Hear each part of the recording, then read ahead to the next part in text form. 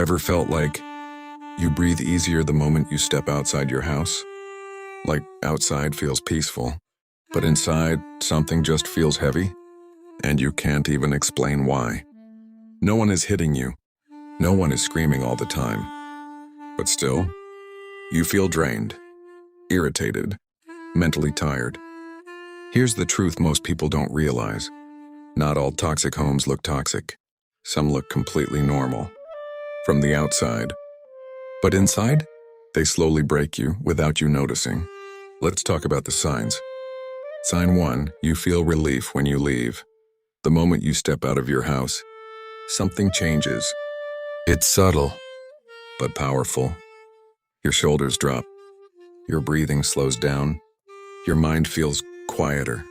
You didn't fix your problems. Nothing in your life suddenly changed. But still, you feel better.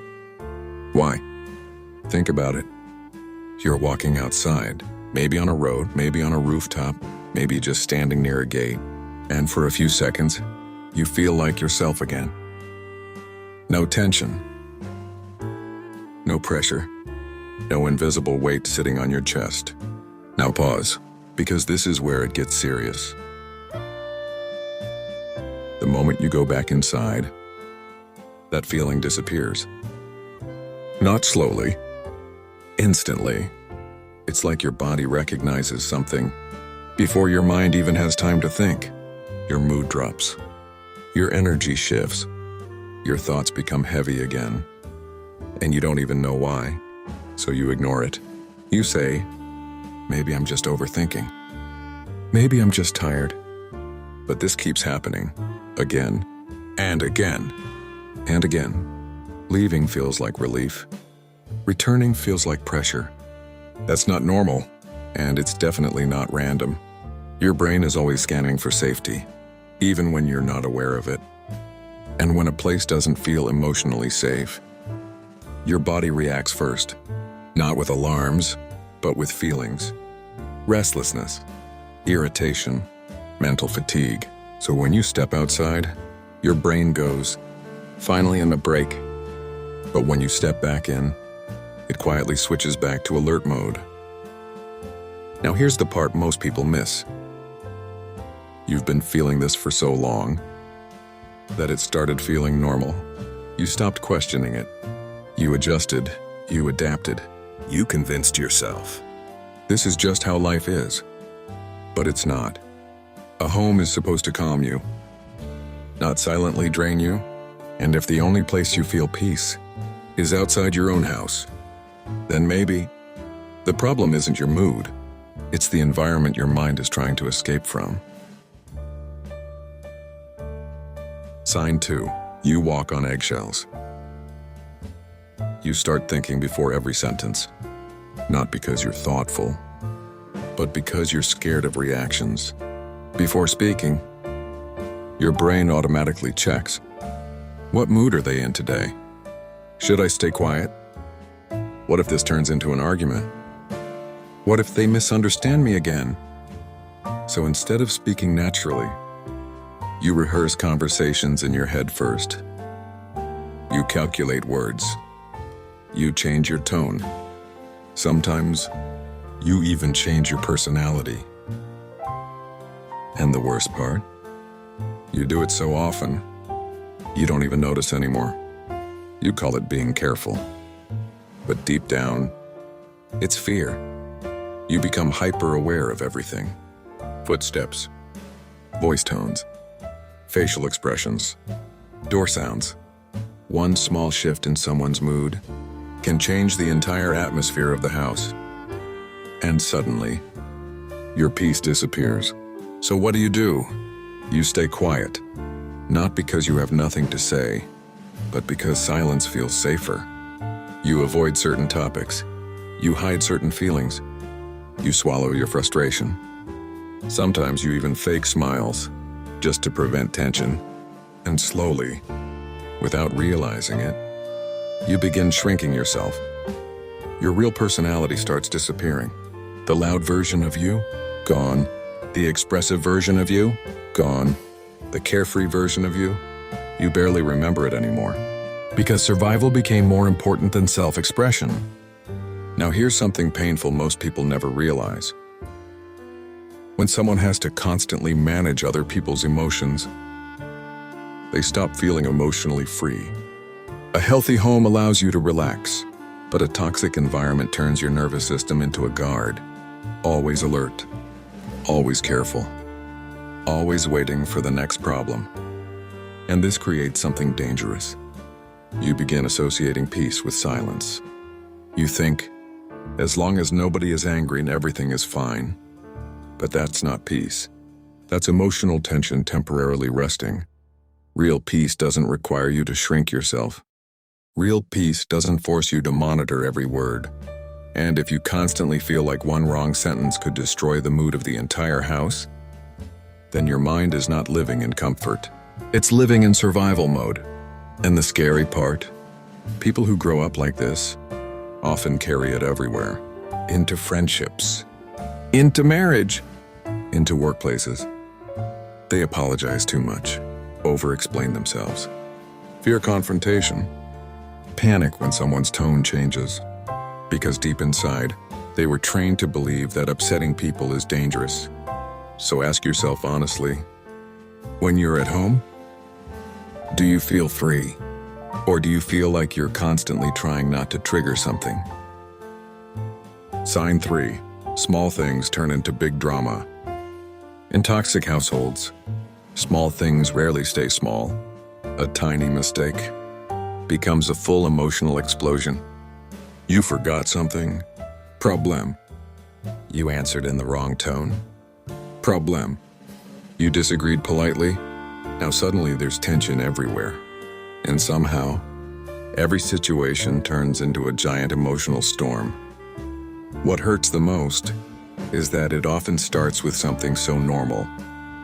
A simple misunderstanding, a different opinion, a human mistake. Things that could have been solved calmly in 5 minutes somehow become hours of stress. Voices change, faces change, the atmosphere changes.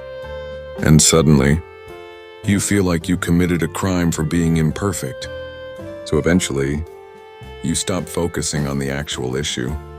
You start focusing on avoiding reactions. That becomes your real goal.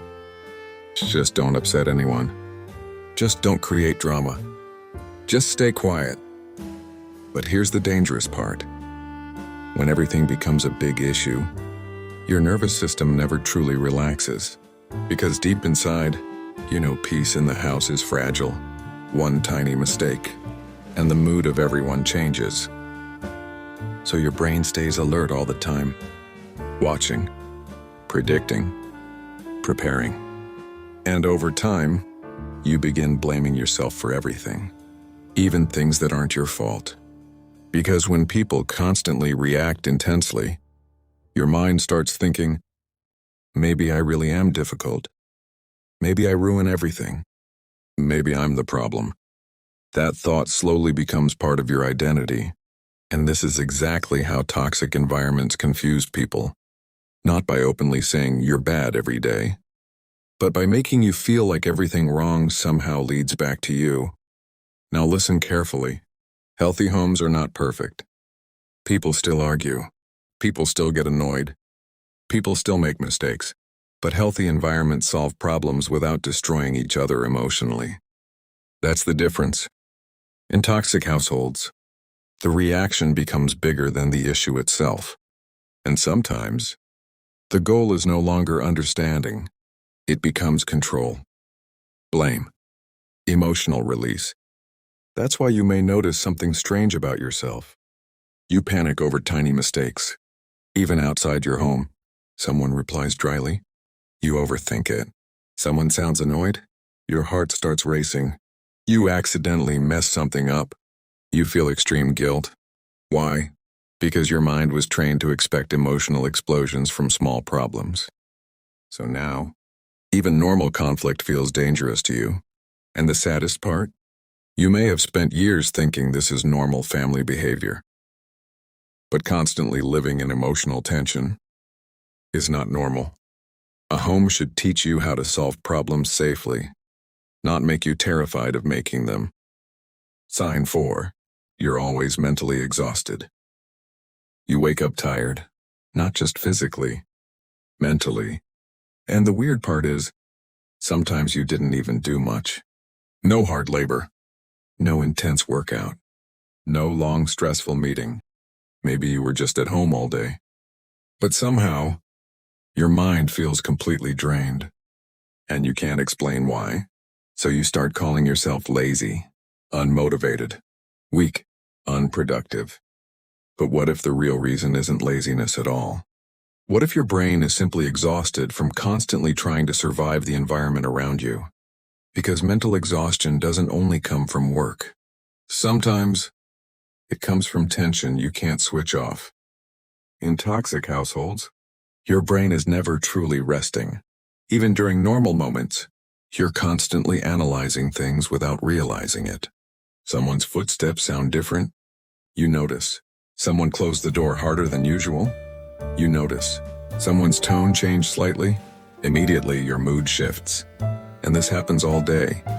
Quietly. Automatically. Your mind keeps scanning the environment for emotional danger. Not because you want to, but because your nervous system learned that staying alert helps you avoid stress. So even while sitting silently, your brain is still working overtime. Reading faces, reading moods, predicting reactions, avoiding arguments, preparing for tension before it even happens. That is exhausting.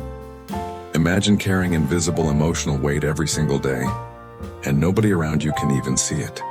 That's why people from toxic environments often say things like, "I'm tired all the time. I don't feel motivated anymore. I just want to sleep. I feel mentally numb." Because the brain was never designed to stay in survival mode 24/7. Eventually, it burns out. And here's what makes it worse. You may not even realize how much energy this environment is stealing from you, because it became your normal.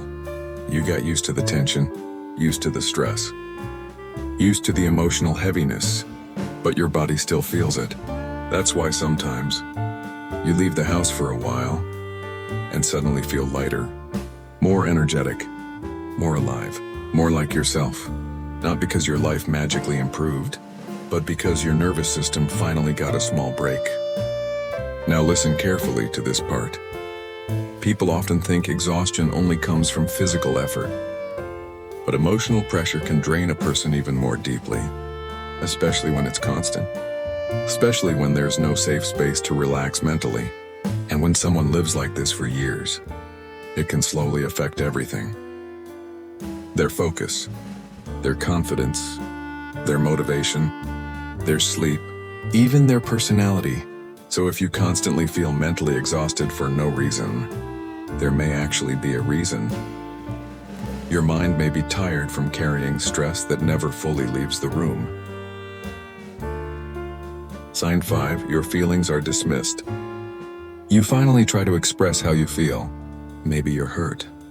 Maybe you're stressed. Maybe something genuinely affected you. So you gather the courage to say it out loud. But instead of feeling understood, you hear things like, "You're overreacting. It's not that deep. You're too emotional. You always take things personally." And suddenly, the conversation is no longer about your feelings. It becomes about why your feelings are wrong. So after a while, you stop trying. Not because the pain disappeared, but because explaining it feels pointless. You realize nobody is actually listening to understand. They're listening to dismiss. And that changes a person quietly. You begin questioning your own emotions. Maybe I am too sensitive. Maybe I'm making a big deal out of nothing. So instead of expressing yourself, you start suppressing yourself. You bottle things up. You smile when something hurts. You stay quiet when something bothers you. You pretend things are okay, even when they're not. And the scary thing is, people can look completely calm on the outside, while emotionally drowning inside. Because when someone's feelings are constantly minimized, they slowly stop feeling emotionally safe. Now listen carefully. Being emotionally strong does not mean ignoring your feelings, and being emotional does not make you weak. Every human being wants one simple thing when they're hurting: to feel heard, not judged, not mocked, not instantly corrected, just heard. Healthy homes may not always agree with your emotions, but they still respect them. That's the difference. In toxic environments, your feelings are often treated like inconveniences instead of signals. So over time, you become emotionally distant. Not because you don't care anymore, but because your mind learned keeping things inside is safer than being misunderstood. And eventually, you stop sharing your inner world with the people around you altogether. Not out of choice, out of exhaustion. Sign 6. Guilt is used as a weapon. Sometimes in toxic households, people don't control you with anger. They control you with guilt. And that's what makes it confusing. Because guilt doesn't always sound harsh. Sometimes it sounds emotional. Sometimes it even sounds loving. You try to set a boundary, and suddenly you hear, "You've changed." You ask for space, and now it becomes, "Wow, so we don't matter anymore?" You disagree with something, and instantly, after everything we've done for you, now suddenly, you're no longer discussing the actual issue. You're defending yourself for having feelings. And that creates a very heavy emotional burden, because now you're not just carrying your own stress, you're carrying their disappointment too. So what happens? You begin feeling guilty for normal things. Guilty for saying no. Guilty for needing space. Guilty for being tired. Guilty for wanting peace. Even prioritizing your mental health starts feeling selfish. And slowly, you start abandoning your own needs just to avoid feeling like a bad person. That's the trap. Toxic guilt makes people feel responsible for everyone's emotions. So instead of asking, "What do I need?" you start asking, "How do I avoid upsetting everyone?" And eventually, you become emotionally exhausted trying to keep everyone happy while silently neglecting yourself. Now here's what makes this difficult to recognize. Sometimes the people doing this don't even realize it. Maybe they grew up the same way. Maybe guilt was the only emotional language they ever learned. But that still doesn't make it healthy. Because real love communicates honestly. It doesn't make someone feel guilty for having boundaries. And real care doesn't force a person to sacrifice their emotional well-being just to prove loyalty. If every decision you make comes with emotional pressure, then that's not understanding. That's emotional control disguised as guilt. And people who live around this for too long often grow into adults who feel guilty for simply choosing themselves, even when they desperately need to. Sign 7. There's no safe space to be yourself. One of the saddest signs of a toxic household is realizing you feel more comfortable being yourself around strangers than around your own family. At home, you feel watched. Not physically always, but emotionally. So you hide parts of yourself, your opinions, your interests, your real emotions, sometimes even your happiness. You become an edited version of yourself, not fake, just carefully reduced. Because deep down, you're scared certain parts of you will be criticized, mocked, compared, or misunderstood. So instead of naturally existing, you perform. You become the version that creates the least conflict. And after a while, you don't even know who the real you is anymore. Now here's the painful part. Humans grow through acceptance. When someone feels emotionally safe, their personality expands. They laugh louder, speak freely, dream openly. But in unhealthy environments, the opposite happens. People become emotionally smaller, quieter, more guarded, more disconnected from themselves. And sometimes, you sit in your own house feeling lonely while surrounded by people. That feeling is hard to explain, because home is supposed to be the one place where you don't need to wear emotional armor. The one place where you can breathe without pretending. And when that safety disappears, the house may still look like a home from the outside, but inside, it no longer feels like one. Sign 8. Love feels conditional. At first, it feels like love. People are kind to you, warm with you, proud of you, but only under certain conditions.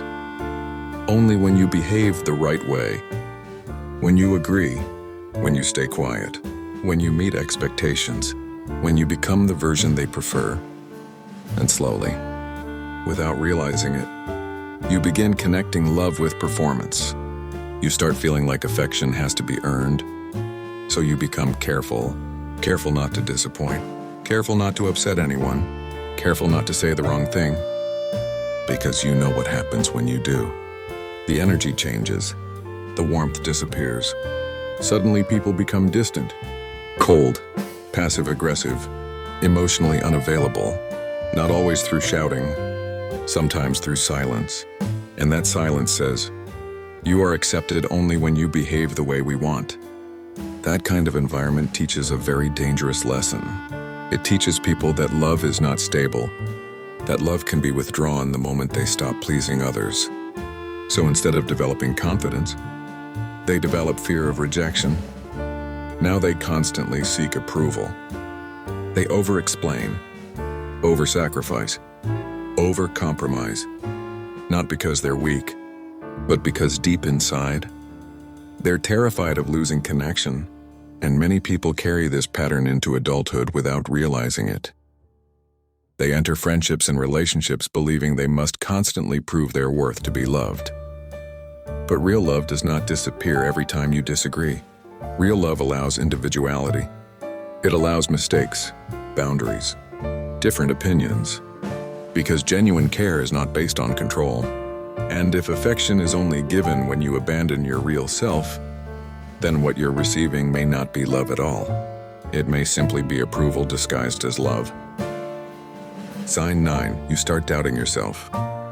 One of the most damaging effects of a toxic household is that eventually, you stop trusting your own mind. Not all at once. Slowly, quietly. At first it's small things. You leave a conversation feeling confused.